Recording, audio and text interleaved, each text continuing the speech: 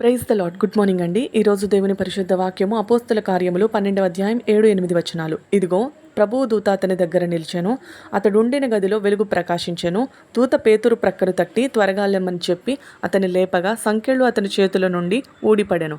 అప్పుడు దూత అతనితో, నీవు నడుము కట్టుకొని చెప్పులు తొడుగుకొనుమనెను. అతడు అలాగు చేసిన తరువాత దూత నీ వస్త్రము పైన వేసుకొని నా వెంబడి రమ్మని అతనితో చెప్పాను. ఆమెన్.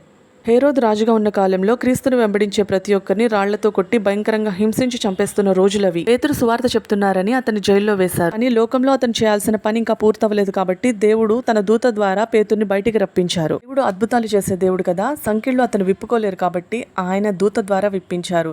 నడుము కట్టుకొని దేవుని సువార్త చెప్పడానికి రెడీ అవ్వమన్నారు. అవన్నీ పేతురుతోనే చేయించారు.